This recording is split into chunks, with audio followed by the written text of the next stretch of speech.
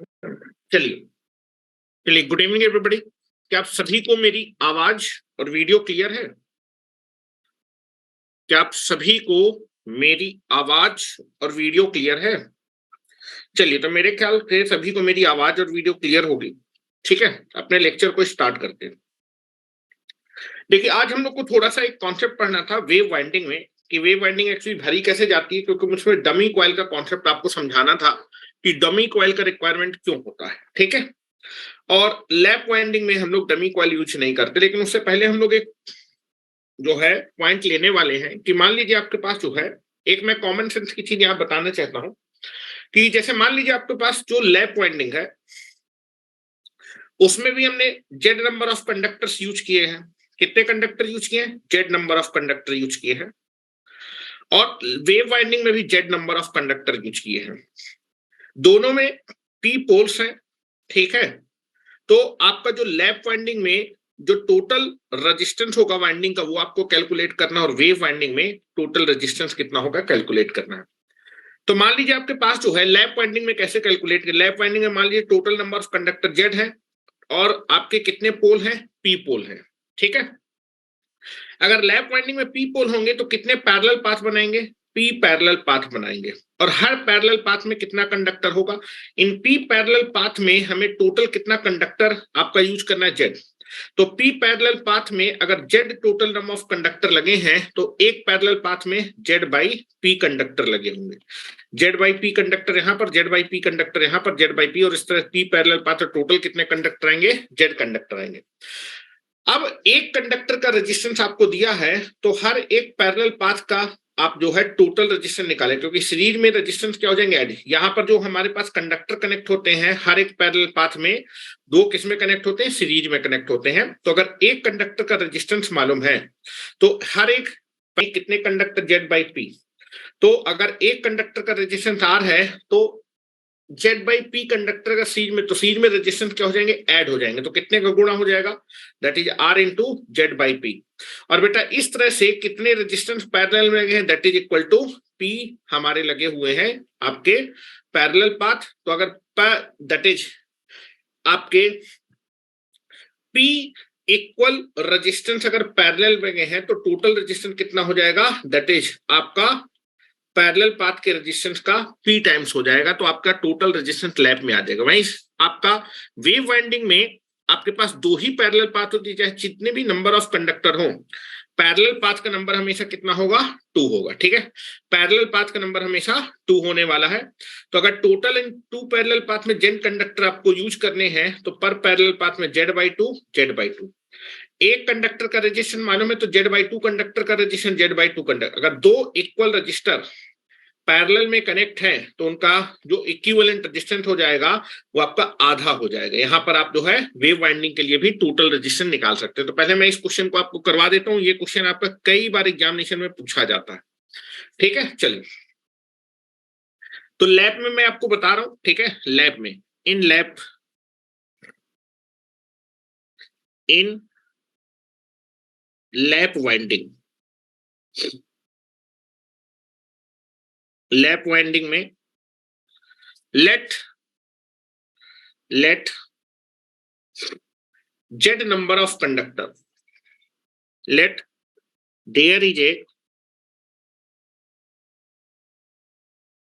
z number of conductor। कितने conductor है? z number of conductor है। How much pole? That is number of pole, या फिर ऐसे लिख रहा हूं, let the number of conductor, number of conductor that is equal to z number of poles. Number of poles कितने हैं? p poles हैं। अगर आपको पोल का नंबर मालूम है तो पैरेलल पाथ का भी नंबर बता सकते हैं कि लैप वाइंडिंग जब डिजाइन करेंगे तो पैरेलल पाथ कितने होंगे। So that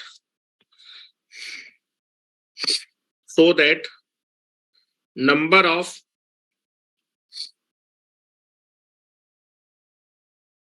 parallel path, number of parallel path A is equal to कितना हो जाएगा? p पैरेलल पाथ होने वाले। ठीक है, चलिए, अब हर एक पैरेलल पाथ में कितना कंडक्टर होगा, पी पैरेलल पाथ में कितने पैरेलल पाथ हैं, इस पी पैरेलल पाथ में टोटल जेड कंडक्टर लगने हैं, सो दैट या फिर द नंबर ऑफ कंडक्टर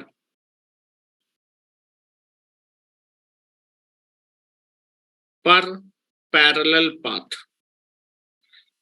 हर एक पैरेलल पाथ में टोटल पी पाथ में जेड कंडक्टर तो एक पैरेलल पाथ में कम होंगे, that is Z by P conductor. Lap winding में हर पैरेलल पाथ में जेड बाई पी कंडक्टर्स लगे होंगे, ठीक है, दिस इज द कंडक्टर, ठीक है।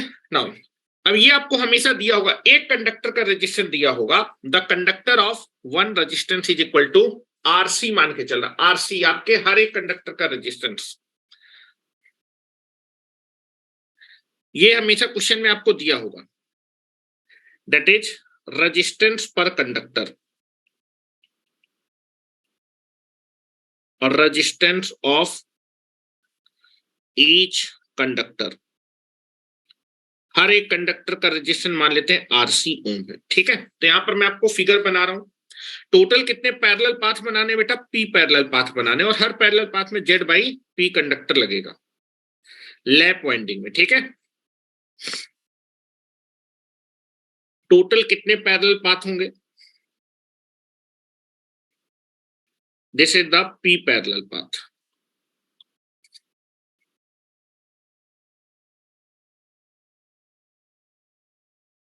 There is P parallel path, और हर पैरेलल पाथ में कितने कंडक्टर होंगे, लैप वाइंडिंग में हमारे पास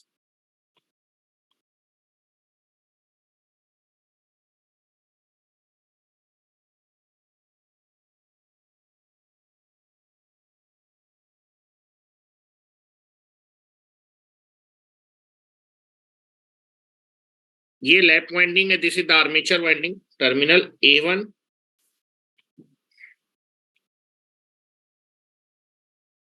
this is A1 and this is A2, ठीक है। नाउ पैरेलल पाथ में आपके पास पी पैरेलल पाथ है, मैं पैरेलल पाथ दिखा रहा हूं और उसमें कंडक्टर लिख दूंगा कितने कंडक्टर हैं, this is the first parallel path,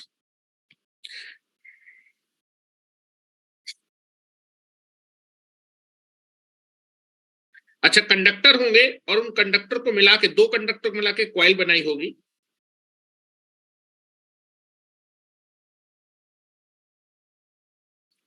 ये पहला पैरेलल पाथ है, इसमें कंडक्टर सीरीज में कनेक्ट हो, उनको मिला के कॉइल बनाई गई, और इस तरह के कितने पैरेलल पाथ होंगे,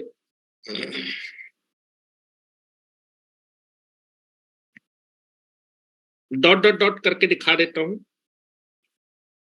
यहां भी डॉट करके दिखा देता हूं जिससे कि आपको चीजें क्लियर रहे, ये ना हो कि चार कॉइल लगी हैं,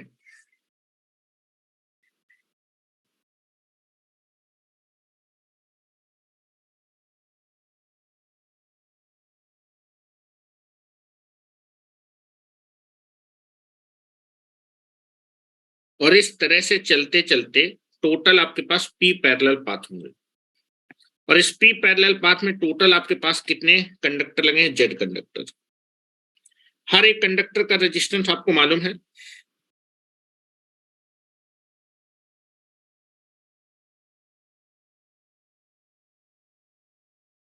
ठीक है। Now this is nothing but the, कितने पैरेलल पाथ हैं, ये आपके पास टोटल है P parallel path, P parallel path, ये आपके पास पी पैरेलल पाथ और हर पैरेलल पाथ में कितना कंडक्टर लगा है, that is a Z by P conductor, Z by P conductor series में लगे, यहां भी कितना conductor, Z by P conductor. आपको लैप वाइंडिंग में टोटल रेजिस्टेंस निकालना है, total resistance of lap winding, अगर आप जेड कंडक्टर लैप वाइंडिंग में कनेक्ट करना है तो what is the total resistance in lap winding, Z by P conductor, और आप निकालना चाहते हैं टोटल रेजिस्टेंस निकालना चाहते हैं किसका, लैप वाइंडिंग का, ये टोटल रेजिस्टेंस निकालना चाहते हैं, ठीक है। चलिए आपको हर एक पाथ में आपको कितने हैं जेड बाई पी कंडक्टर है, एक कंडक्टर का रेजिस्टेंस मालूम है, कितने कंडक्टर सीरीज में है, that is nothing but Z by P. तो एक कंडक्टर का रेजिस्टेंस है। इसी तरह के अगर आपके पास that is Z by P conductor लगे हैं तो आपके सीरीज में रेजिस्टेंस क्या हो जाएंगे, ऐड हो जाएंगे। तो आपका हर एक पैरेलल पाथ का रेजिस्टेंस निकाल सकते हैं।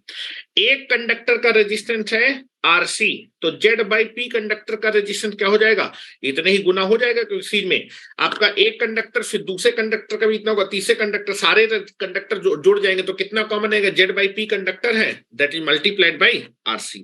तो लिख रहा हूं the resistance per parallel path, lap winding में एक पैरेलल पाथ का रेजिस्टेंस कितना होगा, the resistance per parallel path in lap winding.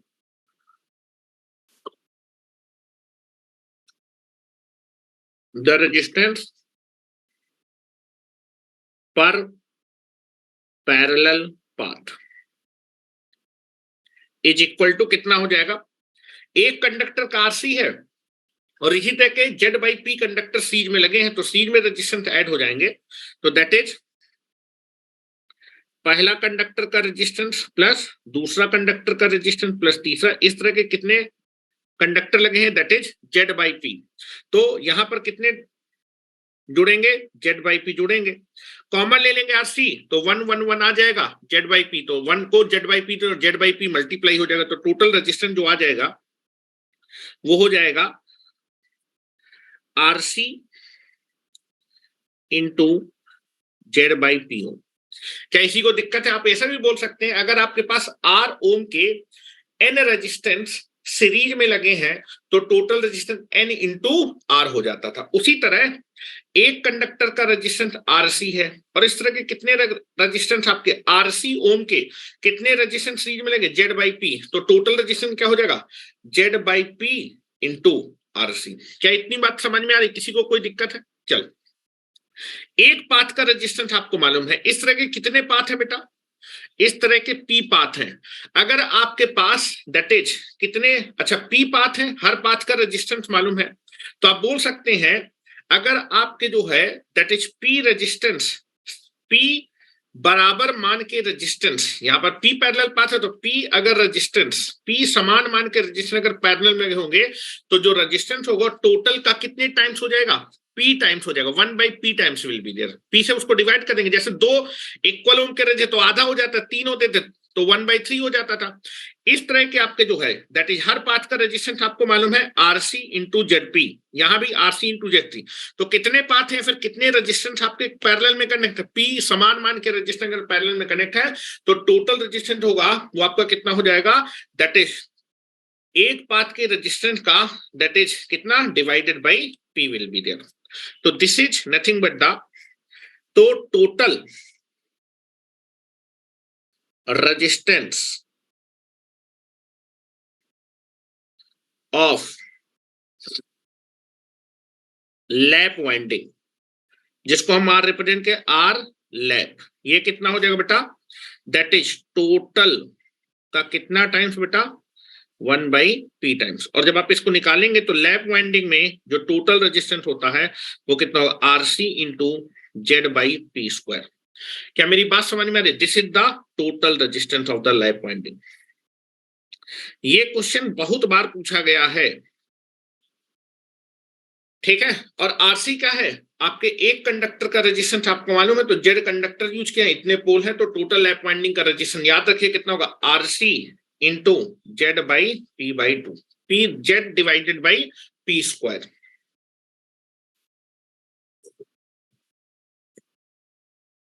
Wave में बात कर लेते हैं, वेव वाइंडिंग में टोटल रेजिस्टेंस, इसमें किसी को कोई दिक्कत हो तो बताएं।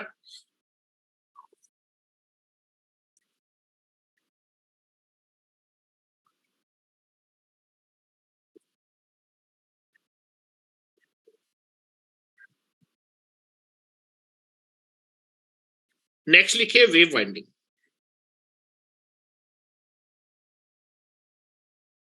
In wave winding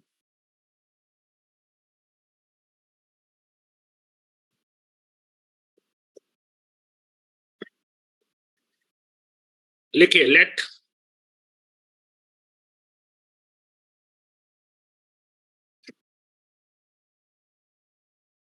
the number of conductor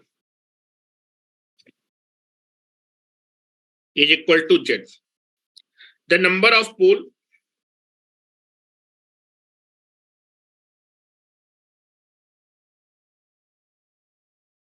is equal to P.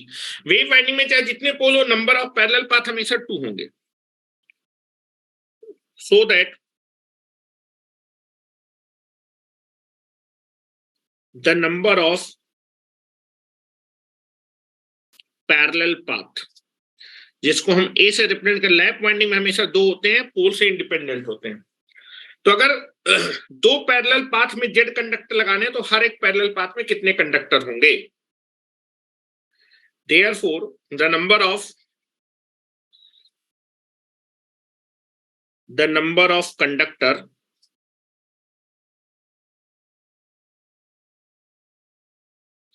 in each parallel path, हर एक पैरेलल पाथ में कितना कंडक्टर लगा हो. दैट इज 2 पैरेलल पाथ बनाने हैं, उसमें जेड लगाने, तो एक पैरेलल पाथ में कितना लगा? Z by 2 conductor. फिगर बनाते हैं. Now this is wave winding में टोटल हमारे पास 2 ही पैरेलल पाथ होने वाले हैं.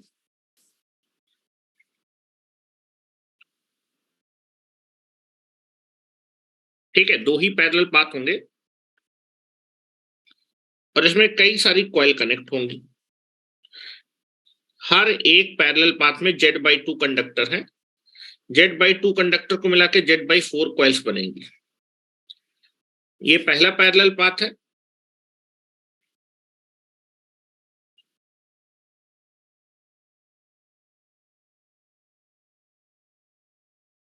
ठीक है. Now this is the armature A1 and this is A2. Total आपको वेव वाइंडिंग का रेजिस्टेंस निकालना. हर एक पैरेलल पाथ में टोटल नंबर ऑफ कंडक्टर है Z by 2 conductor.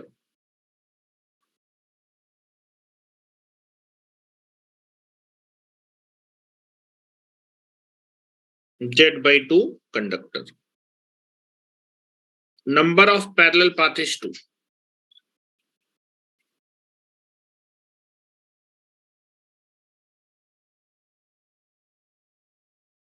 The resistance of each conductor is RC.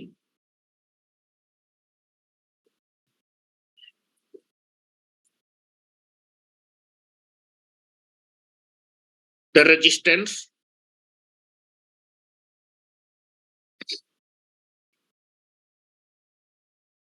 of each conductor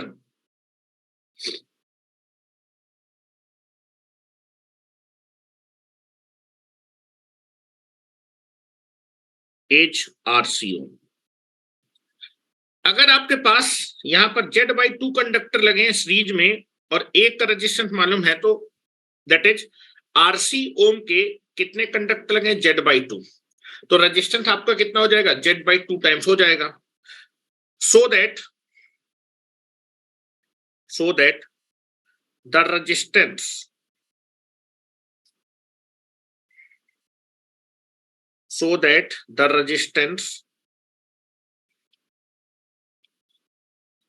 of each parallel path in wave winding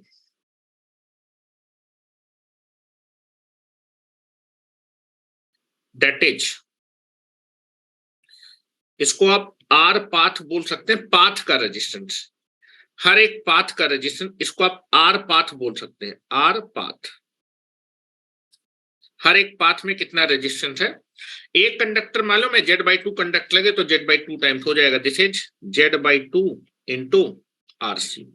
इतना path का resistance. कितने इस तरह के पैरेलल पाथ है? या फिर यहां पर आपका दैट इज आर पाथ लगा, यहां पर आर पाथ. 2 बराबर मान के अगर प्रतिरोध पैरेलल है तो टोटल रेजिस्टेंस क्या हो जाएगा, दैट इज आधा हो जाएगा। Hence the total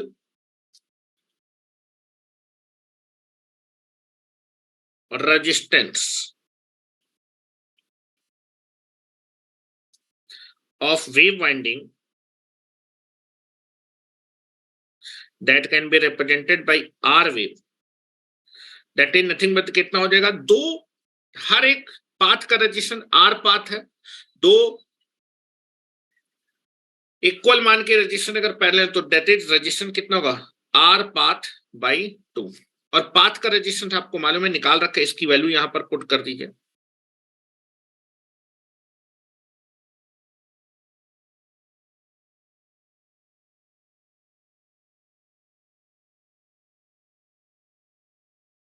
that is like this. और यहां पर इसकी वैल्यू रखिए, R पाथ की वैल्यू आपको मालूम है। तो वेव वाइंडिंग में जो रेजिस्टेंस होगा that is Z by 2 into RC by 2, that is equal to RC into Z by 2 square।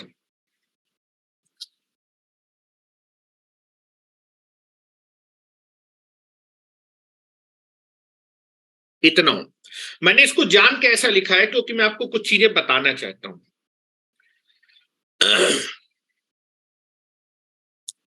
This is the total resistance of the wave winding and this is the total resistance of the lap winding। दोनों के फार्मूले जरा देखते हैं।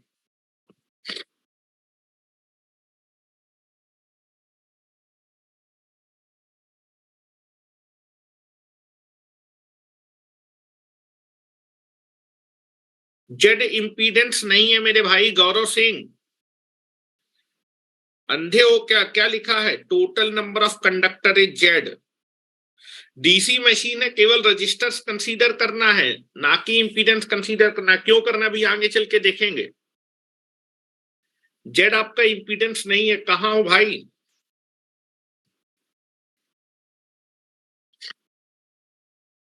चलो अब जरा मैं दोनों फार्मूले एक जगह पे लिखता हूं, थोड़ा सा कंपैरिजन करेंगे। जनरल फार्मूला निकालने जा रहा हूं, याद रखिएगा जनरल फार्मूला। देखिए लैप वाइंडिंग में टोटल रेजिस्टेंस आपने निकाला था, नोट करके लिख रहा हूं, ध्यान से देखिएगा। For lap winding total resistance आपने निकाला था RC into Z by P का स्क्वायर, और वेव वाइंडिंग में आपने निकाला है टोटल रेजिस्टेंस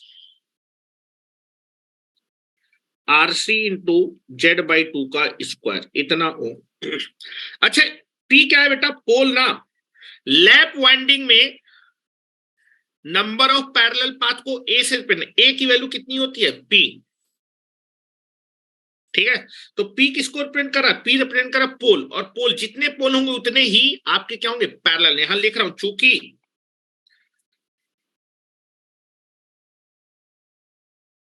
चूंकि इन लैप वाइंडिंग, ध्यान सुनिएगा,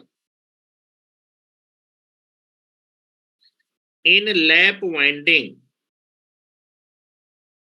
वाइंडिंग नंबर ऑफ पोर और पैरेलल पाथ क्या होते हैं, बराबर। तो पी की जगह हम क्या लिख सकते हैं, ए लिख सकते हैं भाई, पी की जगह ए लिख सकते हैं, कोई दिक्कत है क्या? लैप वाइंडिंग में नंबर ऑफ पैरेलल पाथ और पोल क्या होते हैं, बराबर होते हैं। तो पी की जगह मैं क्या लिख सकता हूं, ए लिख सकता हूं। कोई दिक्कत है क्या किसी को?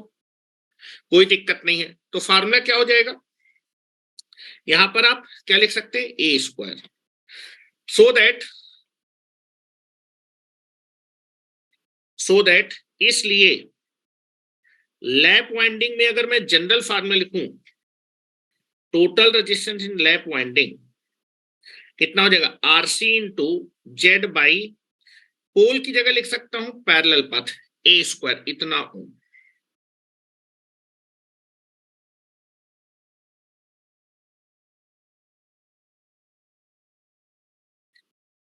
अब यहां पर वेव वाइंडिंग में जरा, चूंकि इन वेव वाइंडिंग में हेलो, वेव वाइंडिंग में कितने पैरेलल पाथ होते हैं? In wave winding parallel path को ए से प्रिंट करते हैं, कितने होते हैं? 2, 2 होते हैं ना।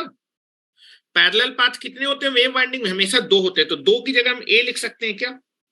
2 किसको रिप्रेजेंट करा? पैरेलल पाथ को रिप्रेजेंट करा है। मेरी बात समझ में आ रही है? वेव वाइंडिंग में जो पैरेलल पाथ होते हैं ए, जिसकी वैल्यू होती है 2 की जगह क्या लिख सकते हैं? ए लिख सकते हैं। तो फार्मूला आपका आ जाएगा, that is R is equal to, wave winding में भी फार्मूला हो जाएगा RC, this is RC Z, 2 की जगह लिख सकते हैं A. This is the formula, this is your general formula. ये आपका जनरल फार्मूला है। अब जो है, अगर ध्यान सुनिए, तो आपका जो है, चाहे वेव वाइंडिंग हो, चाहे वेव वाइंडिंग हो, चाहे लैप वाइंडिंग हो, टोटल रेजिस्टेंस का फार्मूला ये आएगा RC Z divided by A square, जहां आरसी क्या है? दैट इज रेजिस्टेंस पर कंडक्टर, जेड क्या है? टोटल नंबर ऑफ कंडक्टर, ए क्या रिप्रेजेंट करेगा? उस वाइंडिंग में पैरेलल पाथ। अगर लैप वाइंडिंग होगी तो ए की वैल्यू, पैरेलल पाथ कितने होते हैं? पोल के बराबर, ए की जगह हम पी रख देंगे। लैप वाइंडिंग में, हेलो, ए क्या रिप्रेजेंट करे इस फार्मूले में? Number of parallel path. Lap winding में ए की वैल्यू कितनी होती है? पोल के बराबर। वेव वाइंडिंग में नंबर ऑफ पैरेलल पाथ कितने होंगे? 2। तो अगर वेव वाइंडिंग है तो ए की वैल्यू आपको 2 रख देनी है, और अगर लैप वाइंडिंग है तो ए की जगह कितना रख देना? पी रख देना। क्या फार्मूले आ जाएंगे? ठीक है, तो लिख रहा हूं जनरली, लिखो जरा। In DC machine, so that in DC machine, चाहे लैप वाइंडिंग हो चाहे वेव वाइंडिंग हो, टोटल आर्मेचर रेजिस्टेंस का formula, total resistance of winding, total resistance of winding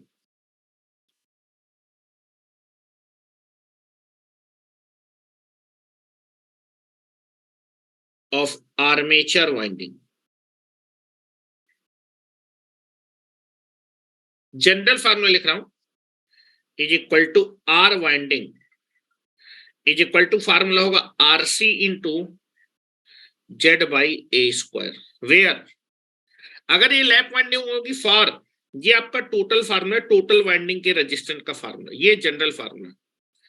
for lap winding जो, अच्छा, इस फार्मूले में क्या रिप्रेजेंट कर रहा है? इस फार्मूले में आरसी रिप्रेजेंट कर, वेयर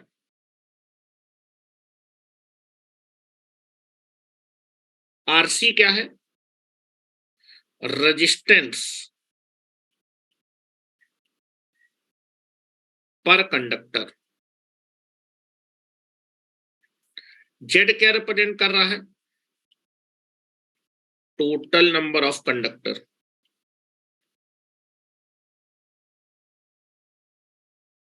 और ए रिप्रेजेंट कर रहा है number of parallel path.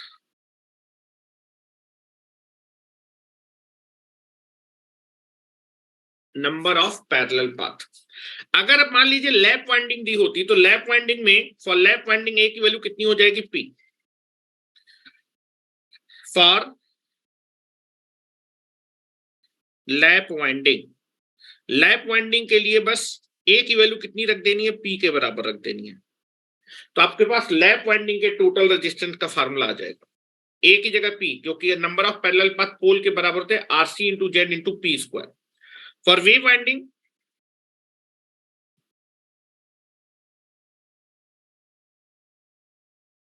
Number of parallel path कितना होगा? 2। तो ए की जगह कितना रख देना है? 2 रख देना। क्या मेरी बात समझ में आ रही है? ठीक है, तो ये जनरल फार्मूला है। इस फार्मूले से आप लैप वाइंडिंग का भी निकाल सकते हैं और वेव का निकाल सकते हैं। लैप के लिए ए की वैल्यू मैं पी रख दूंगा, और वेव के लिए ए की वैल्यू कितनी रख दूंगा? 2 रख दूंगा। ये क्वेश्चन बहुत पूछा जाता है आपको। कई बार आपको आर्मेचर का टोटल रेजिस्टेंस दे देगा, पर कंडक्टर का रेजिस्टेंस पूछेगा, और कई बार आपको कंडक्टर का रेजिस्टेंस देगा, टोटल आर्मेचर की वाइंडिंग का रेजिस्टेंस। इन दो में से एक चीज पूछेगा। Very very famous question for the DC machine. कैसे निकाला है? एक बार निकाल दिया, अब इस फार्मूले को आप डायरेक्ट यूज कर सकते हैं। बस ध्यान रखिएगा, लैप वाइंडिंग होगी तो ए की जगह पी आ जाएगा, फॉर वीव वाइंडिंग आपका ए की जगह 2 आ जाएगा। हम लोग जब भी फार्मूला ड्राइव करेंगे, हेलो, जब भी हम फार्मूला ड्राइव करेंगे तो हमेशा लैप के लिए ड्राइव करेंगे, और पी की जगह हम लोग हमेशा पैरेलल पाथ लेके चलेंगे। और अगर वेव वाइंडिंग के लिए प्रूव करना है तो ए की वैल्यू हमेशा 2 हो जाएगी और लैप के लिए ए की वैल्यू हमेशा पी हो जाएगी। ठीक है, बस इतना रखेंगे। चलिए अब थोड़ा सा हम लोग बात करने वाले हैं, दैट इज आपका डमी कॉइल।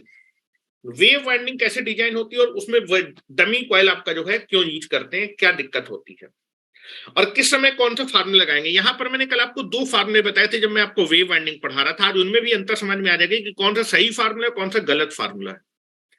कल मैंने आपको लिखाया था। चलिए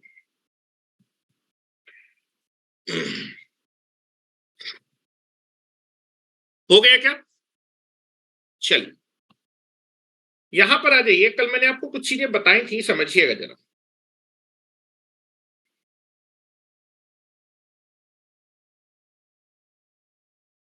देखिए कल मैंने बताया था कि जो वेव वाइंडिंग थोड़ा सा डिजाइन कर रहा है और वेव वाइंडिंग में डमी कॉइल की जरूरत है, मतलब कुछ एक्स्ट्रा कॉइल आपको लगानी पड़ेंगी, ठीक है, जिसकी वजह से ही आपका जो है जो रोटर होगा सही से आपका क्या करेगा, रोटेट करेगा। तो अदरवाइज जर्की मोशन होगा, जर्की मोशन होगा तो सही से रोटेट नहीं करेगा और आपका मैकेनिकल इनबैलेंस रहेगा। थोड़ी देर बाद साथ में अगर कहीं भी लोड ज्यादा पड़ जाएगा तो ब्रेक कर जाएगा। ठीक है, ठीक है। कॉमेटेटर पिच का फार्मूला ये आपके पास था कल मैंने, कॉमेटेटर वेव वाइंडिंग के लिए कॉमेटेटर पिच। कॉमेटेटर पिच क्या होती है, दैट इज पहली कॉइल का फिनिश और दूसरी कॉइल का जो स्टार्टिंग एंड है वो किस कॉमेटेटर सेगमेंट से कनेक्ट होगा, ठीक है, उसको हम जो है यहाँ पर कॉमेटेटर पिच, या फिर कॉमेटेटर पिच क्या थी, किसी वाइंडिंग के स्टार्टिंग और एंडिंग के बीच में कितने नंबर ऑफ कॉमेटेटर सेगमेंट होंगे, ये फार्मूला था। फिर उसके बाद मैंने आपको बताया था कि that is nothing but the आपका वेव वाइंडिंग में बैक पिच और फ्रंट पिच कभी बराबर होती है और कभी दोनों का डिफरेंस आपका या तो +-2 होगा। ठीक है, कब प्लस लेना है कब माइनस लेना है वो भी आपको मालूम है। तो जनरली आप देखेंगे, जनरली जो है वेव वाइंडिंग जो होती है वो हमेशा ऑड नंबर के स्लॉट के लिए हमेशा की क्या जीते फिल की जाती है। अगर आप इवन नंबर के स्लॉट लेंगे तो ये फार्मूला बैक पिच का है और फ्रंट पिच का है।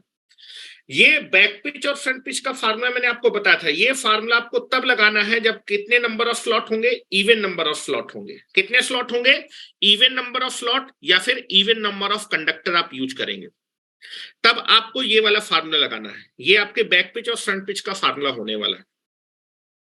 और उस केस में अगर आप इन दोनों फार्मूले को लगाएंगे तो बैक पिच और फ्रंट पिच का डिफरेंस आपका अगर प्रोग्रेसिव वाइंडिंग लेंगे तो +2 आएगा, और अगर माइनस रेट्रोग्रेसिव वाइंडिंग बनेंगे तो -2 आएगा। ठीक है, हेलो, इन दोनों को आप घटा लीजिए। अगर प्रोग्रेसिव वाइंडिंग है तो इन दोनों का डिफरेंस आपका +2 आएगा, और रेट्रोग्रेसिव तो इन दोनों का डिफरेंस आपका -2 आएगा। ठीक है, लेकिन अगर अगर ऑड नंबर ऑफ स्लॉट है, हमेशा wave winding odd number of slot के लिए भरी जाती है। इवन नंबर में दिक्कत हो जाएगी, भर नहीं पाएंगे वाइंडिंग। ठीक है, हमेशा जैसे मान लीजिए 20 स्लॉट है, अगर 20 स्लॉट है तो आप हो सकता है 17 स्लॉट के लिए वाइंडिंग को भरे। ठीक है, 3 स्लॉट छूट जाएंगे, तो 3 अगर खाली स्लॉट हैं तो वहां पर आपके पास क्या होने वाला है, आपका कोई भी लोड आपका जो है मैकेनिकली इम्बैलेंस हो जाएगा। रोटर जो होगा मैकेनिकली, 3 जो है आप स्लॉट में कोई भी वाइंडिंग नहीं भर रहे हैं, तो कहीं पर आपका वाइंडिंग है और कहीं पर वाइंडिंग नहीं है।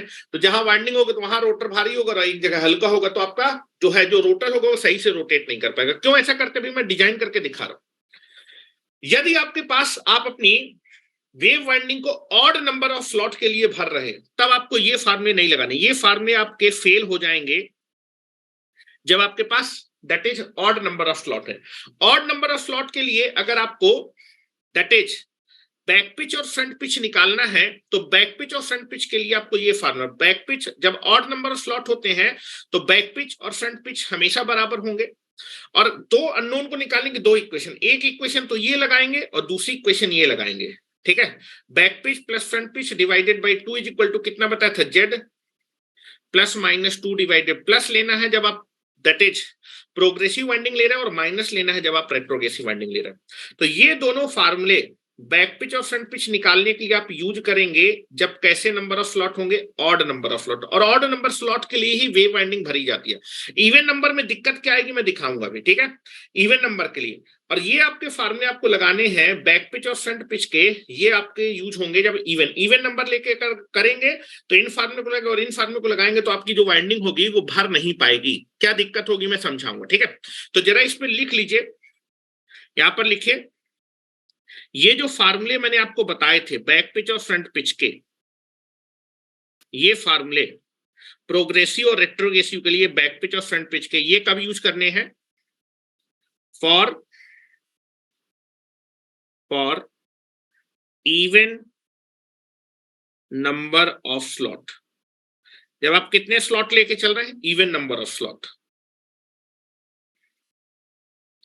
Even number of slot. लेकिन भर नहीं पाएंगे, ये फार्मूले बेकार हैं, ये फार्मूले लगाए नहीं जाते हैं। ये वाला बैक पिच और फ्रंट पिच का डिफरेंस +2 या फिर -2 कब आएगा? जब आपके कैसे स्लॉट होंगे? Even number of slot. अगर ऑड नंबर ऑफ स्लॉट है, ऑड नंबर स्लॉट के लिए भर पाएंगे। ऑड नंबर ऑफ स्लॉट के लिए बैक पिच और फ्रंट पिच निकालने के लिए ये दोनों फार्मूले यूज करने हैं। These two formula is used for back pitch and front pitch when odd number. These two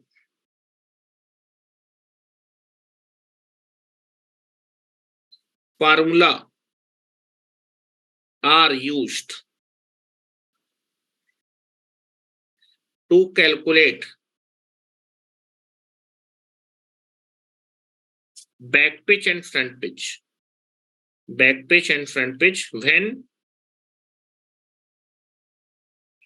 odd number of slots are used.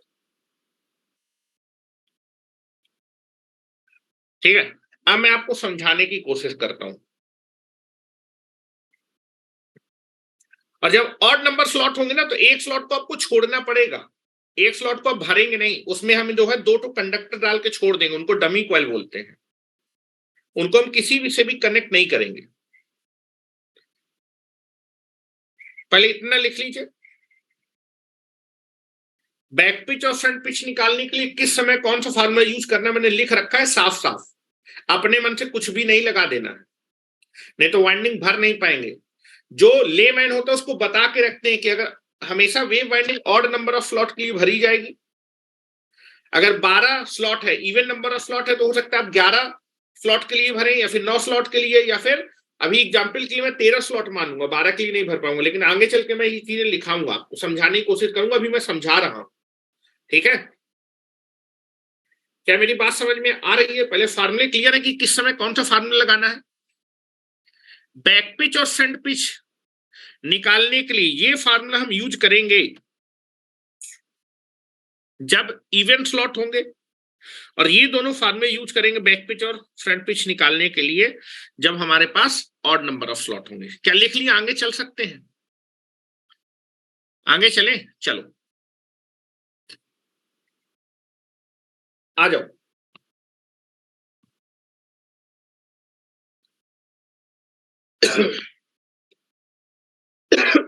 चलो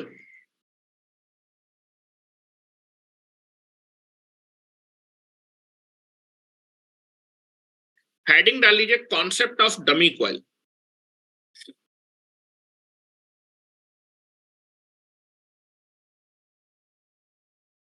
concept of dummy coil.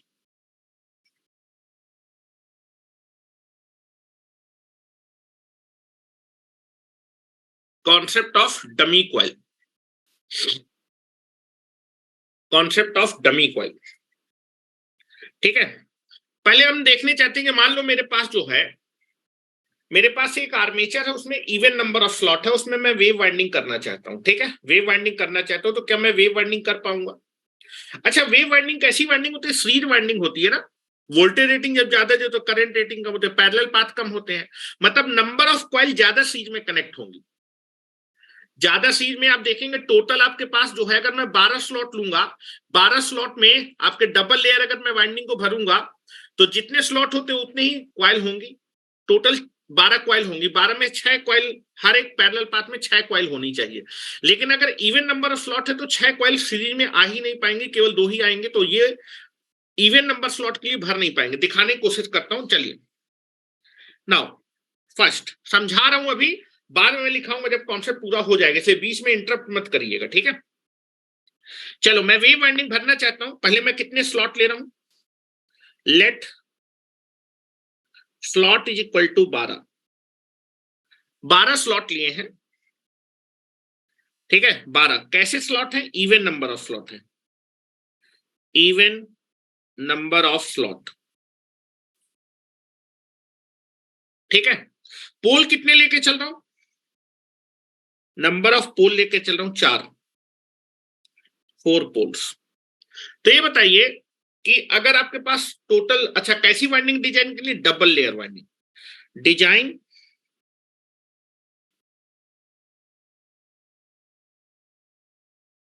Double layer winding. पहले मैं सोच रहा था कि ऐसे समझा लूं, लेकिन आप लोग ऐसे समझ नहीं पाएंगे, इसलिए आप थोड़ा सा पेशेंस रखिएगा, बहुत आसानी से चीजें समझा दूंगा, लेकिन सुनिएगा मेरी बात पहले। चलिए टोटल मेरे पास, चलो स्लॉट पर पोल, एक पोल के अंदर में कितने स्लॉट होंगे, दैट इज स्लॉट पर पोल।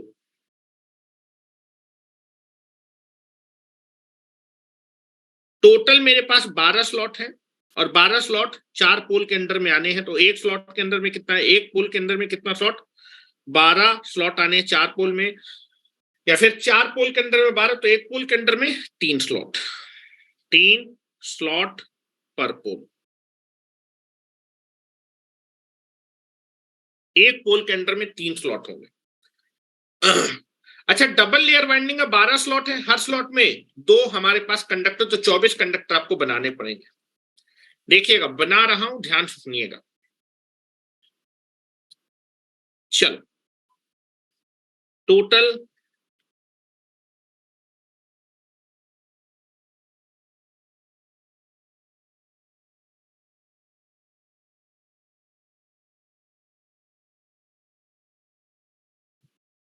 एक,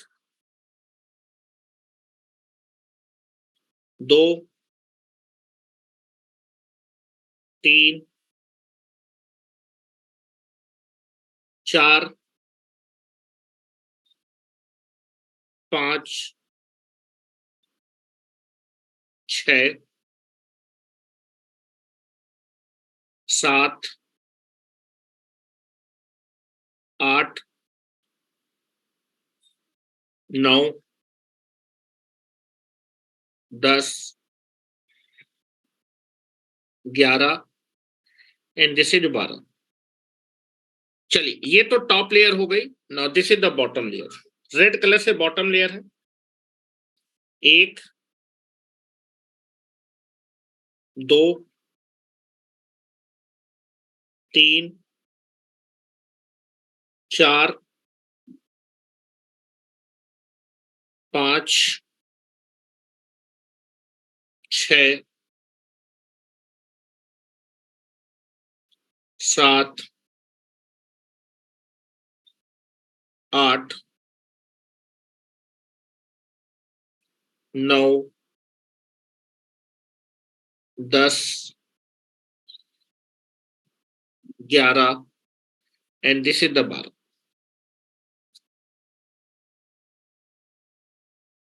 ये मेरे पास 12 स्लॉट हो गए।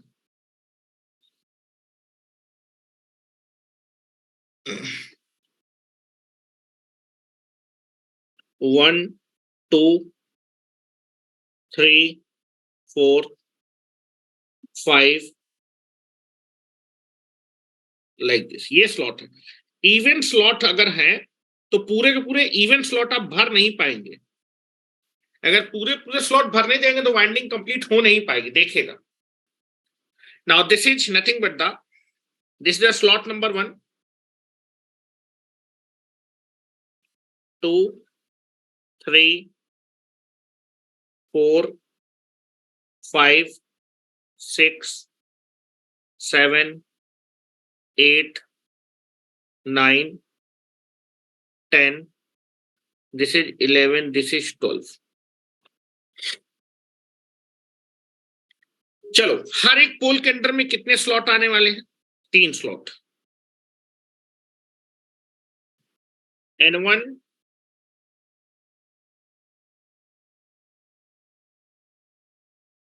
तीन स्लॉट हर एक पोल के अंदर में.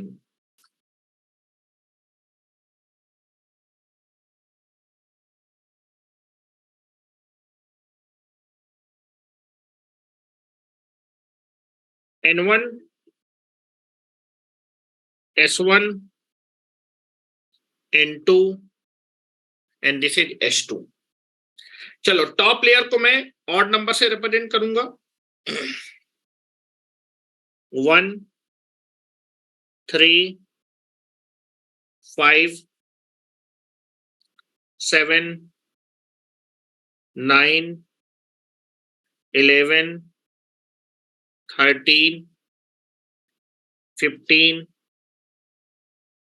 17, 90, 21 एंड दिस इज 23. और बेटा, जो आपके पास बॉटम लेयर है उसको इवन नंबर से 2, 4, 6, 8, 10, 12, 14, 16, 18, 20, 22 and this is the 24. Now this is the commutator segment. या मैं आपको कॉम्यूटेटर सेगमेंट भी दिखा देता हूं.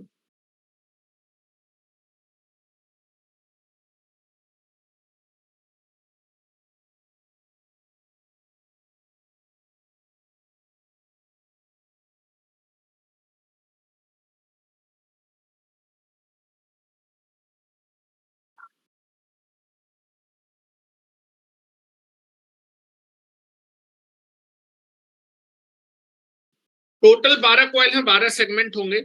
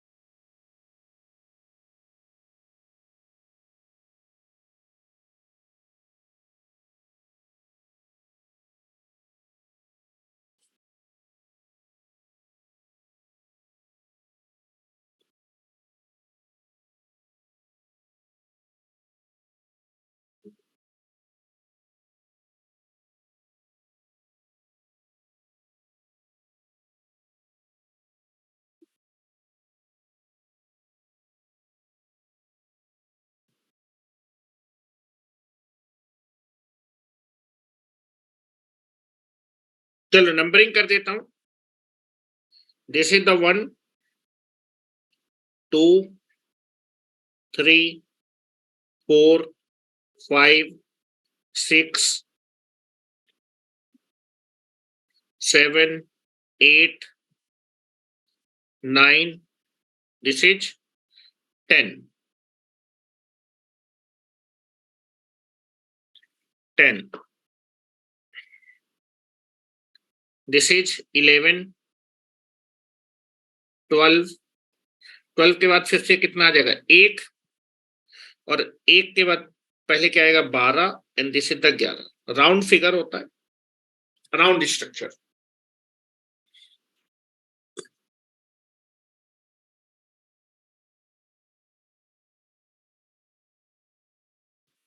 चलो अब हम लोग बैक पिच निकाल रहे हैं। इवन नंबर ऑफ स्लॉट है, इवन नंबर ऑफ स्लॉट है, वेव वाइंडिंग बात कर रहे हैं। For even number of slot, for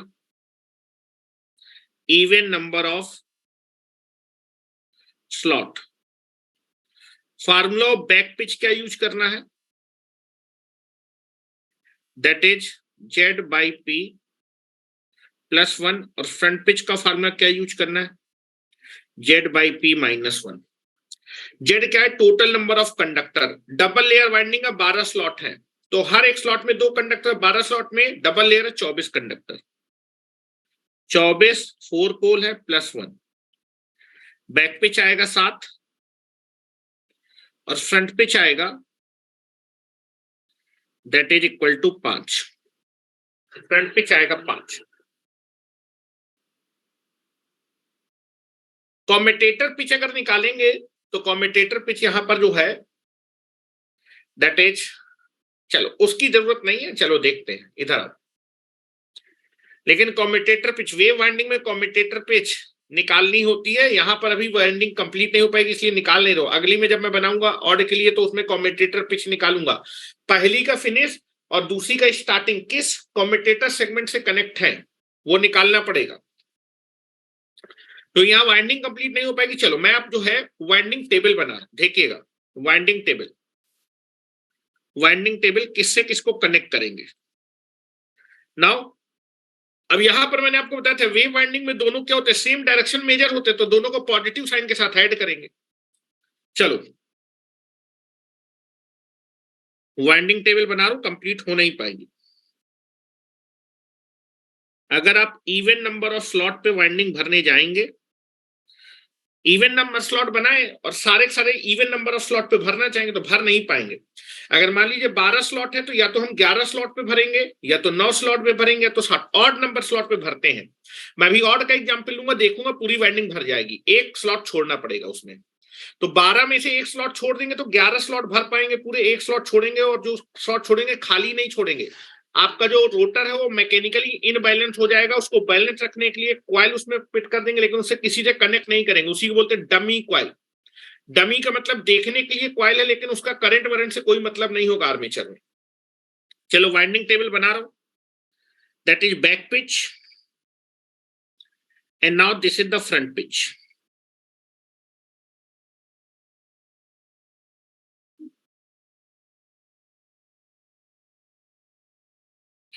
back pitch कितनी आई है बेटा, 7 आई है। फ्रंट पिच कितनी आई है, 5। और मैंने बताया था दोनों को एक ही साइन के साथ यूज करेंगे।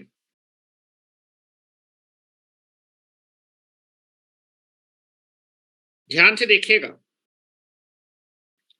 हेलो, चलो पहले प्रोग्रेसिव वाइंडिंग ले रहा है। कौन सी winding, progressive winding. Same direction में लेंगे, प्रोग्रेसिव में ऐड करते हैं, बैक पिच को भी ऐड करेंगे और आपका जो है फ्रंट पिच भी ऐड करेंगे, क्योंकि आगे की तरफ चलना है, यहां से आगे की तरफ चलना है तो ऐड करना पड़ेगा बैक पिच को। और बैक पिच अगर सेम साइन के तो उसी साइन की आपकी फ्रंट पिच भी होगी, क्योंकि आगे आपको जाना होगा, आगे से कनेक्ट करना पड़ेगा। ठीक है, चलो now this is nothing but the पहली कॉइल से स्टार्ट कर। पहली कॉइल की जो टॉप कॉइल साइड है that is 1। Now this is, देखिएगा जरा ध्यान से, 1 बैक पिच ऐड करेंगे। 1 को हम पीछे से कनेक्ट करेंगे किससे, 8 नंबर से। नाउ अब इस 8 को लेंगे, 8 फ्रंट पिच को भी ऐड करेंगे। 8 को हम कम्यूटेटर के थ्रू किससे कनेक्ट करेंगे, 13 से। 13 में बैक पिच ऐड करेंगे, 13 को बैक से कनेक्ट करेंगे 20 से। हेलो, 20 में इसको ऐड करेंगे तो कितना हो जाएगा, 25। हेलो, केवल 24 कॉइल है ना, 24 के बाद हेलो 25 का मतलब क्या होगा, 25 का मतलब राउंड फिगर है, 24 के बाद 25 आएगा, मतलब 1 नंबर से कनेक्ट करेंगे। बस ध्यान सुनिए, 1 नंबर से स्टार्ट किए थे, 1 नंबर पे लौट के आ गए। फिर उसके बाद देखो 1 में 7 ऐड करोगे फिर से 8 आ जाएगा। हेलो, इसके बाद देखो, हेलो हेलो हेलो हेलो, यहां देखो 1, 25 का मतलब है 1 ऐड करना, कोई दिक्कत नहीं। देखो फिर से रिपीट होने लगा, फिर से रिपीट, इसलिए अलग कलर से दिखा रहा हूं, रिपीट होने लगा। वाइंडिंग भर नहीं पाओगे। फिर से कितना आ जाएगा? 25। 25 का मतलब फिर से क्या है? That is 1 number. फिर से 8 + 7, फिर से इसी तरह रिपीट होगा, रिपीटिंग सो दैट। ठीक है, तो चलो मैं भर के दिखाता हूं। देखो वाइंडिंग भर नहीं पाएगी। यहां देखो, हेलो, केवल इतने पे फोकस करिएगा, इतने पे फोकस। 2 ही कॉइल सीरीज में आ पाएंगी। यहां बोर्ड पे देखो, बोर्ड पे इवन नंबर ऑफ स्लॉट भरने जाओगे। हेलो, 1 को कनेक्ट करना है पीछे से। हेलो, 1 को कनेक्ट करना है 8 से, पीछे से। बैक पिच आपकी 7 थी।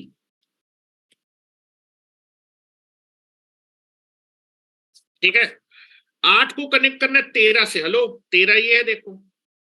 और यहां पर कम्यूटेटर के थ्रू कनेक्ट करेंगे पहली कॉइल के फिनिश को दूसरी कॉइल के स्टार्टिंग से, लेकिन जो नेक्स्ट कॉइल होगी वो आपके इसके आगे वाले से होगी। 13 से कनेक्ट करना है। कम्यूटेटर पिच निकालनी चाहिए, लेकिन मैं निकाली नहीं क्योंकि वाइंडिंग भर नहीं पाएगी, इसलिए मैं इसे रेंडमली कनेक्ट कर दे रहा हूं। ठीक है, रेंडमली अभी मैं कम्यूटेटर पिच निकालूंगा। 8 कनेक्ट होगा 13 से, ध्यान से देखिएगा। फिर 13 को कनेक्ट करना है पीछे से। 13 को कनेक्ट करेंगे पीछे से, किससे? 20 से। और फिर 20 को, हेलो, 20 को कम्यूटेटर के थ्रू कनेक्ट करना है किससे? 1 नंबर से। ये कहां जा रहा है? 1 नंबर। 1 नंबर में 12 नंबर के कम्यूटेटर से 1 नंबर की तरफ, ये 12 नंबर है। 12 नंबर में कंडक्टर आ रहा है, 12 नंबर में कंडक्टर आ रहा है 20 नंबर से, कम्यूटेटर नंबर थ्रू।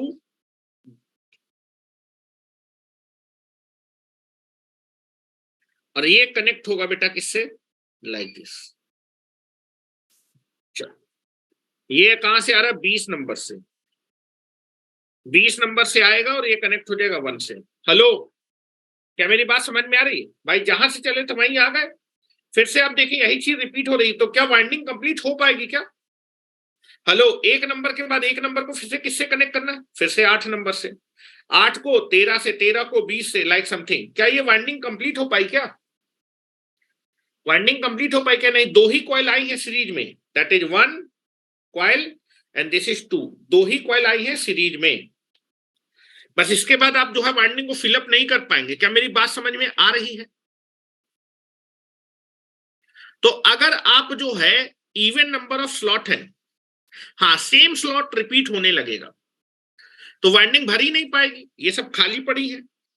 तो आप कभी भी वेव वाइंडिंग को इवन नंबर ऑफ स्लॉट के लिए नहीं भरते। हमेशा वेव वाइंडिंग जो होगी, अगर even number of slot machine में बनाए भी है तो हमेशा उसमें से ऑड नंबर, या तो 11 स्लॉट भरेंगे, या तो 9 स्लॉट भरेंगे, या तो 7 स्लॉट भरेंगे।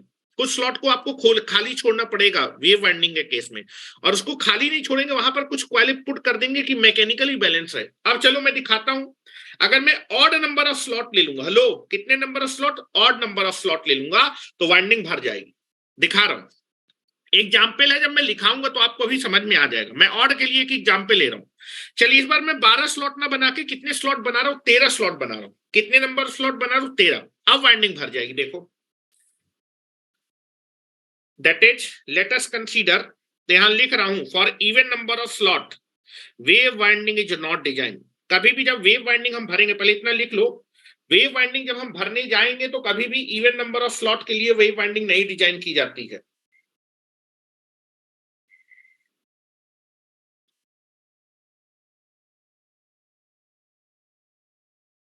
यहां नोट करके लिखो, नोट लगाओ इसके नीचे।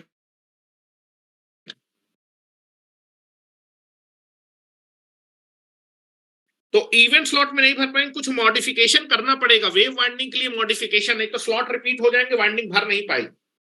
वेव वाइंडिंग में अगर आप इवन नंबर ऑफ स्लॉट के लिए वाइंडिंग को भरना चाहेंगे तो भर नहीं पाएंगे, कुछ मॉडिफिकेशन करना पड़ेगा। और मॉडिफिकेशन क्या होगा? हमेशा ऑड नंबर ऑफ स्लॉट के लिए, ये नहीं कि ऑड नंबर स्लॉट बनाए जाते हैं, आप इवन नंबर ऑफ स्लॉट बनाएंगे लेकिन उसमें से केवल ऑड नंबर ऑफ स्लॉट ही भर पाएंगे, कुछ स्लॉट को खाली छोड़ना पड़ेगा।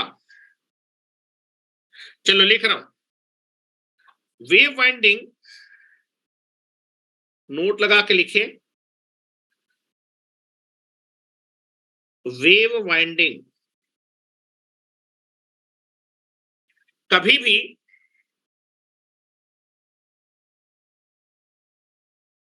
भी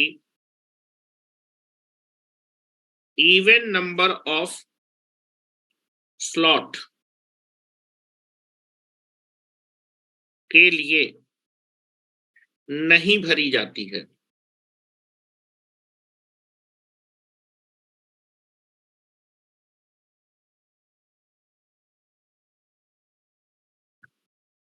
हमेशा वेव वाइंडिंग को ऑड नंबर ऑफ स्लॉट के लिए डिजाइन करते हैं फिर भरते हैं हमेशा। पहला पॉइंट यहां लिखा, वेव वाइंडिंग को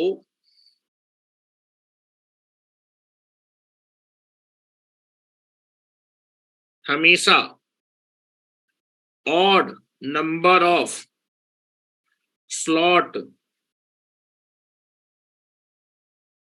के लिए ही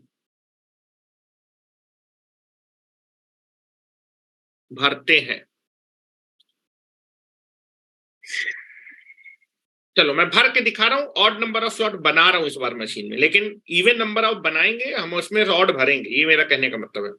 इसका मतलब ये कि ऑड नंबर के लिए कभी भी ये वाइंडिंग आपकी डिजाइन नहीं की जाती, तो क्या इवन नंबर के लिए कभी भरी नहीं जाती, तो क्या इवन नंबर वाले फार्मूले लगाने की जरूरत है कि बैक पिच और फ्रंट पिच के? तो क्या ये वाइंडिंग हमेशा, हेलो, ये वाइंडिंग हमेशा ऑड नंबर के लिए भरी जाएगी। तो हमेशा जब भी आप वेव वाइंडिंग डिजाइन करेंगे तो ऑड नंबर ऑफ स्लॉट के लिए भरेंगे, तो हमेशा यही दोनों फार्मूले यूज करने हैं बैक पिच और फ्रंट पिच निकालने के लिए। ये दोनों फार्मूले यूज करने हैं, ये फार्मूले यूज नहीं करने हैं।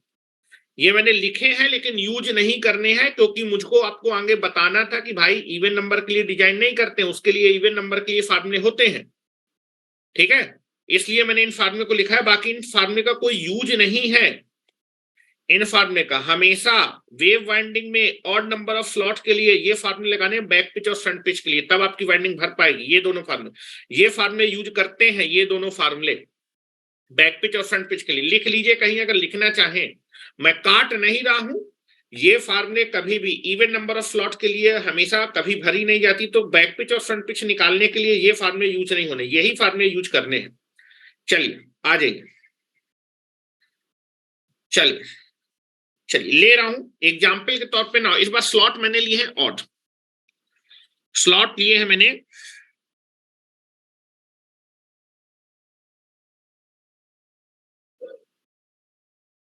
स्लॉट लिए 13 स्लॉट। पोल अभी भी मैंने कितने लिए? 4 पोल लिए हैं। अच्छा 13 का मिडिल क्या होगा? 13 का मिडिल में कौन सा स्लॉट पड़ेगा? 13 स्लॉट का मिडिल स्लॉट 7वें नंबर का स्लॉट मिडिल होगा, क्योंकि 7 के 6 इधर होंगे, 6 इधर होंगे, 7वें नंबर का स्लॉट मिडिल में होगा। क्या मेरी बात समझ में आ रही है? 13 स्लॉट में 7वें नंबर का स्लॉट हमेशा मिडिल में होगा। कोई बात नहीं, अभी चलो यहां बात करते हैं। अच्छा आपके पास 13 स्लॉट है, 4 पोल है, तो दैट इज स्लॉट पर पोल निकालते कितना होगा? एक पोल के अंदर में कितने स्लॉट आएंगे? स्लॉट पर पोल,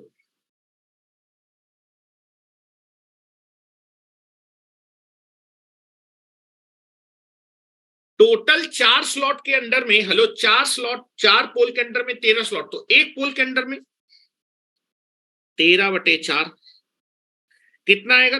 3.25 आएगा। ये बताओ 3.25 स्लॉट दिखा सकते हैं क्या?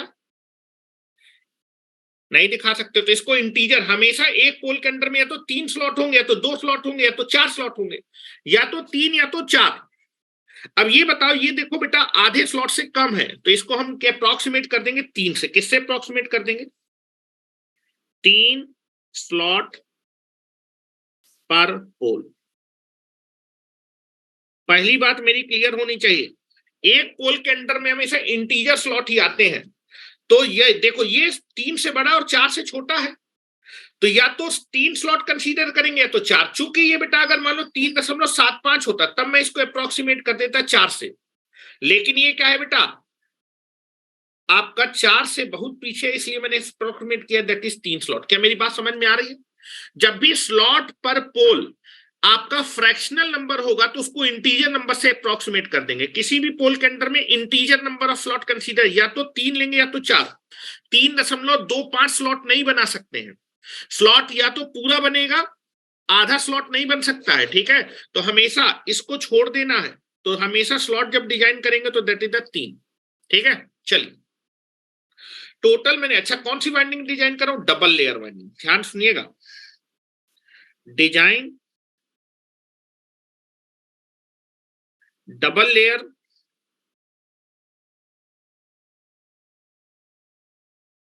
डबल लेयर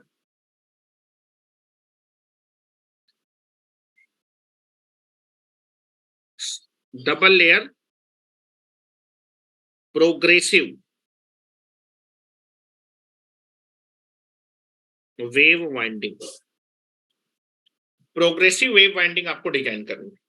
तो अगर 13 स्लॉट है, 1 स्लॉट डबल लेयर 2 कंडक्टर, तो टोटल कितने कंडक्टर बनाएंगे? 13 स्लॉट मतलब 26 कंडक्टर बनाने पड़ेंगे। 26, चलिए बना रहा हूं 26 कंडक्टर।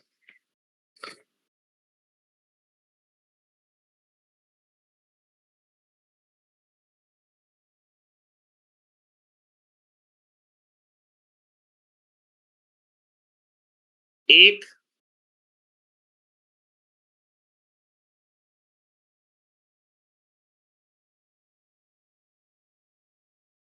कॉन्सेप्ट समझाने के लिए मुझे बनाना पड़ रहा, बाकी मैं इसमें इंटरेस्टेड नहीं हूं। लेकिन आप डमी कॉइल का कॉन्सेप्ट तभी समझ पाएंगे जब मैं आपको दिखाऊंगा कि यार कुछ स्लॉट छूट जाएंगे। लैप वाइंडिंग में कोई भी स्लॉट नहीं छूटता। लैप वाइंडिंग में कोई स्लॉट छूटा था क्या? सारे भरे थे, वहां डमी कॉइल की जरूरत नहीं, लेकिन यहां स्लॉट छूटेगा, देखो।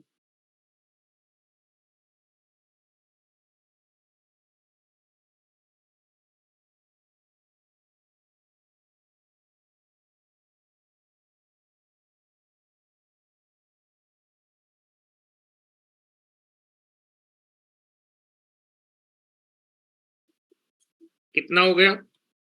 1 2 3 4 5 6 7 8 9 10, एंड दिस इज योर 11।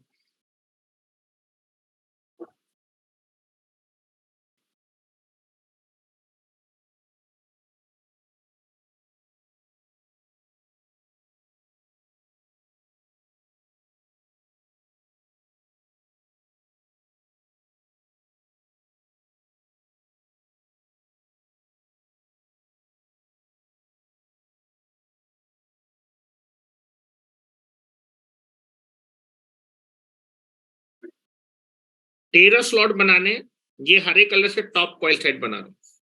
1 2 3 4 5 6 7 8 9 10 11 12 और ये 13।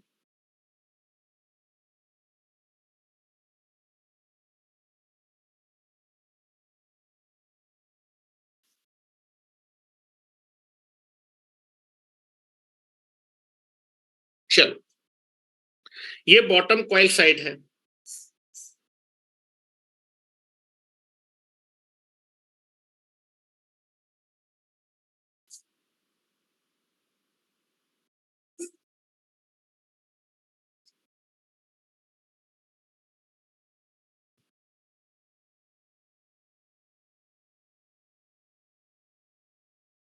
टोटल 26 कंडक्टर होंगे 13 स्लॉट में, डबल लेयर वाइंडिंग डिजाइन कर रहे हैं।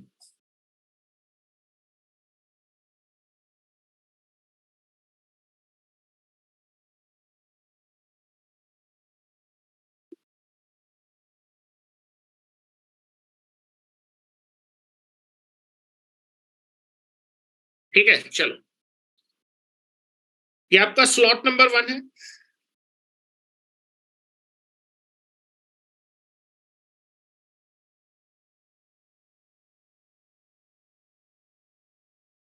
स्लॉट नंबर 2, 3, 4, 5, 6, 7, 8, 9, 10,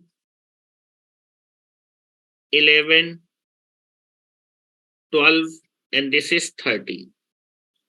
ये 13 स्लॉट है, 26 कंडक्टर हुए। चलो अच्छा ये बताओ मिडिल स्लॉट कौन होगा इन 13 स्लॉट में से? ये 7वें नंबर का स्लॉट मिडिल होगा। देखो मिडिल, हेलो 6 स्लॉट ये है, 6 स्लॉट ये है, 13 का मिडिल यही होगा ना। हेलो ये मिडिल स्लॉट है, ये मिडिल स्लॉट है, 7वें नंबर। 13 स्लॉट, 13 नंबर का मिडिल निकालेंगे तो कितना आएगा? 13 + 1 / 7 नंबर आपका मिडिल होगा। क्या इतनी बात से एग्री है? ये वाला मेरा स्लॉट मिडिल स्लॉट होगा, याद रखिए ये वाला, इसको मैं हाईलाइट कर रहा हूं, ये मिडिल स्लॉट है।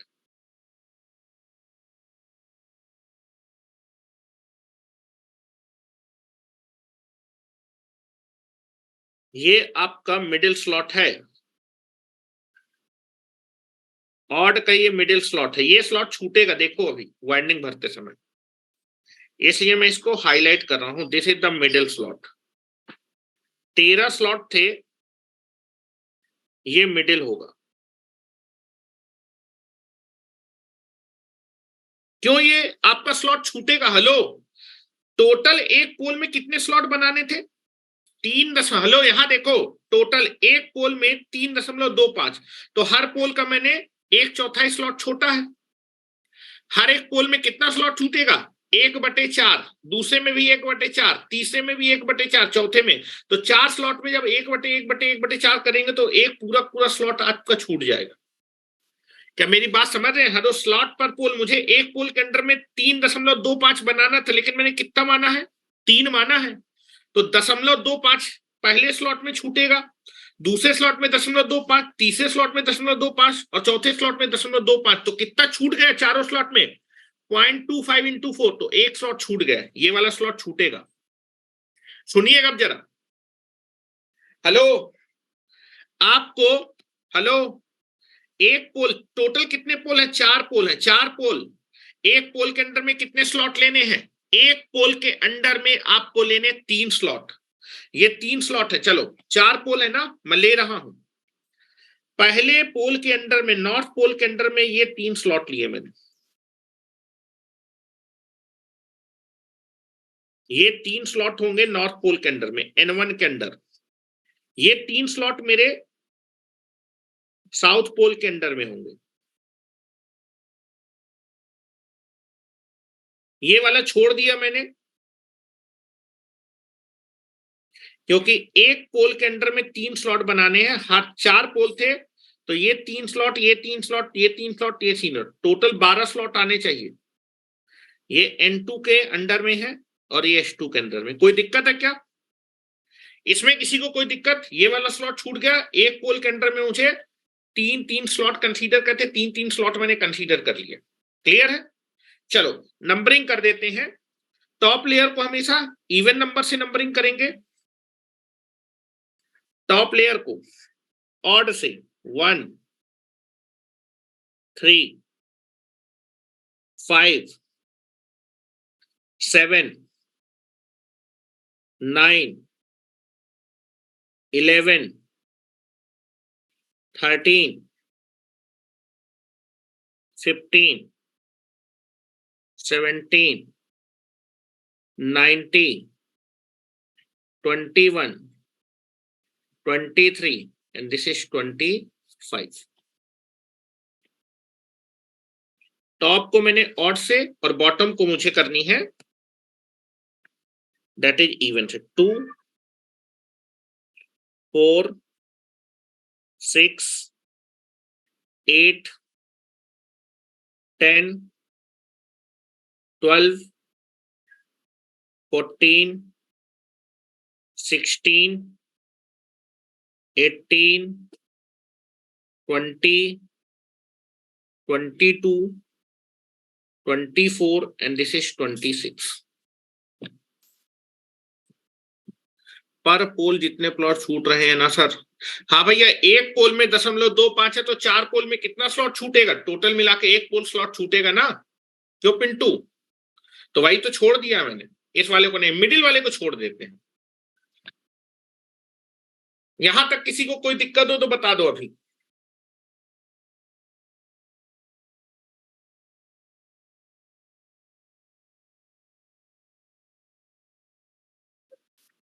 ऑड नंबर ऑफ स्लॉट के लिए हम भरेंगे और कुछ स्लॉट छूट जाएंगे। देखिए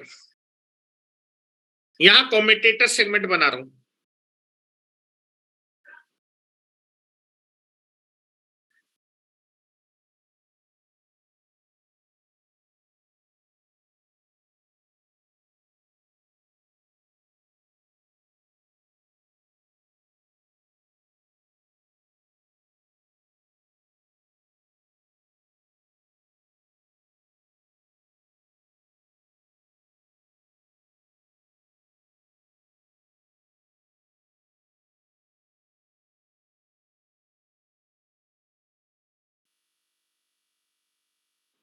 चलो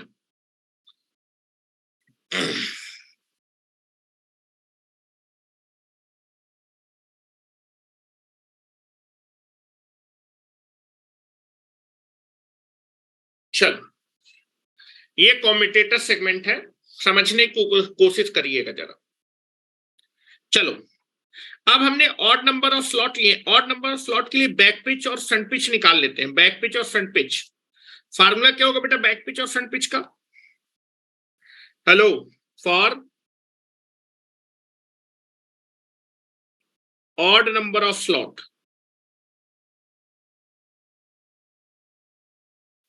जब आप ऑड नंबर ऑफ स्लॉट के लिए भरते हैं तो आपका जो है फार्मूला होता है back pitch plus front pitch divided by 2, that is equal to Z plus minus 2 divided by P.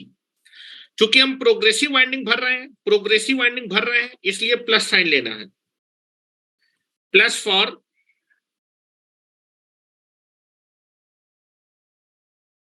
Progressive winding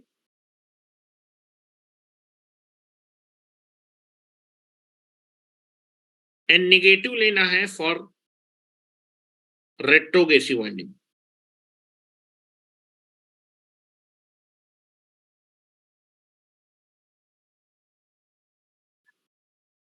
तो यहां पर हम प्रोग्रेसिव वाइंडिंग भर रहे हैं, इसलिए फार्मूला लेंगे back pitch plus front pitch divided by 2, that is equal to Z plus 2 divided by P.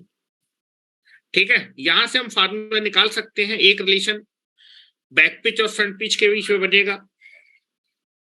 एक फार्मूला ये यूज करेंगे, दूसरा जब भी ऑड नंबर होंगे दूसरा रिलेशन होगा बैक पिच हमेशा फ्रंट पिच के बराबर होगी। This is the equation number 1 and this is the equation number 2। और इन इक्वेशन को यूज करके बैक पिच और फ्रंट पिच निकालनी है ऑड नंबर पे जब भरते हैं। ठीक है, चलो यहां आ जाओ, दैट इज रिलेशन नंबर 1 को यूज कर रहे हैं, back pitch plus front pitch divided by total slot है 13, डबल लेयर वाइंडिंग है तो 26 होंगे, 26 plus 2 divided by number of pole है 4। तो यहां से रिलेशन क्या आ जाएगा, back pitch plus front pitch divided by 2, 28/4, ये 2 से कट जाएगा, this is nothing but the 14।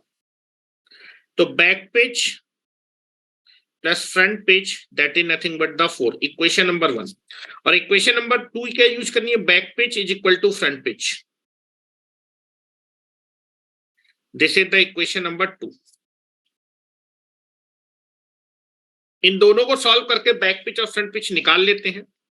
तो पहला रिलेशन है back pitch plus front pitch is equal to 14, यहां से लिखेंगे दूसरा रिलेशन है back pitch minus front pitch that is equal to 0, दोनों का डिफरेंस 0 है। इन दोनों को ऐड कर देते हैं तो 2 times of back pitch is equal to हो जाएगा 14, तो back pitch is equal to हो जाएगी 7। और बैक पिच अगर 7 आ जाएगी, चूंकि बैक पिच और फ्रंट पिच दोनों कैसी है, बराबर है, तो यहां पर रिलेशन नंबर 2 में ये फार्मूला रखेंगे तो यहां से आपका फ्रंट पिच कैलकुलेट हो जाएगा। Front pitch 7 is equal to front pitch, तो फ्रंट पिच की वैल्यू भी कितनी आ जाएगी, 7। तो बैक पिच भी 7 लेनी है, फ्रंट पिच भी 7 लेनी है। यहां से बैक पिच और फ्रंट पिच निकल आएगी ऑड नंबर ऑफ स्लॉट के लिए जब भरेंगे। तो बैक पिच और फ्रंट पिच हमारी कैलकुलेट हो गई।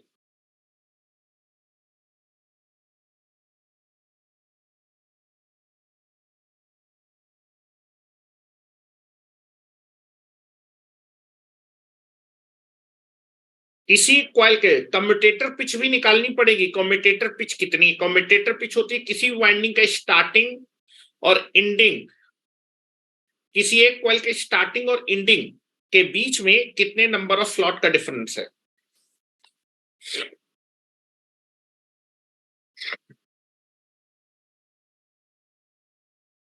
Number of commutator segment.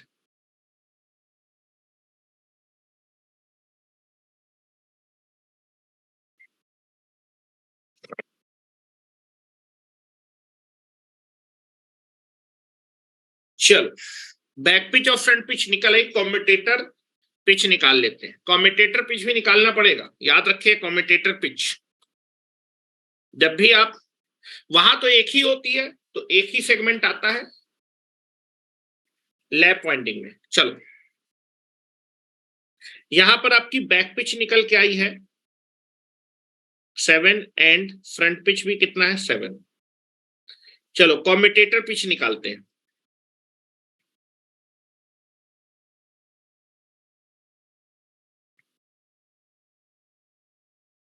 Commutator pitch का फार्मूला होता है वेव वाइंडिंग में Z plus minus 2 divided by P। Plus लेना है प्रोग्रेसिव वाइंडिंग के लिए,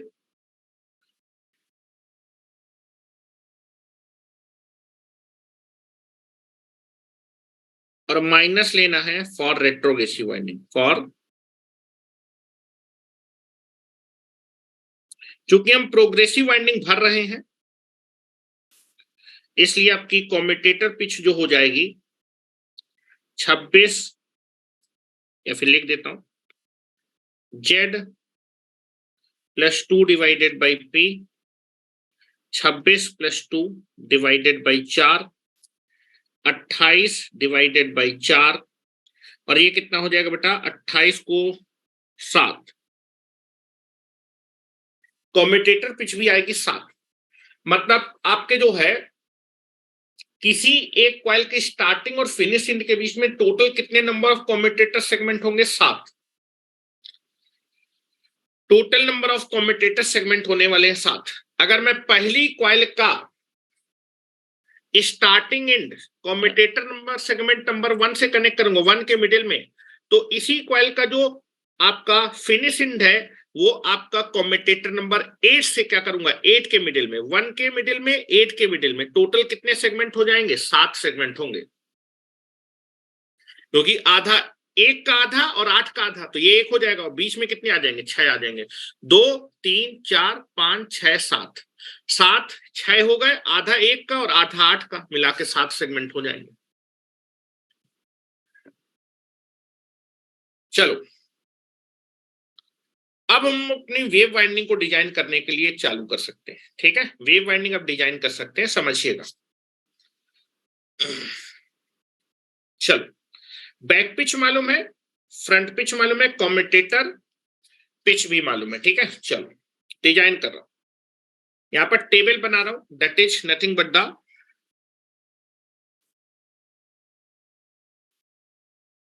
winding table.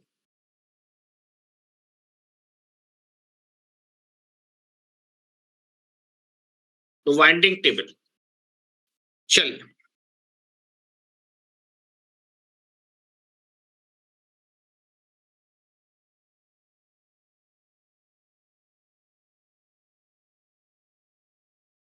Now this is back pitch भी 7 है, फ्रंट पिच भी क्या है 7 है,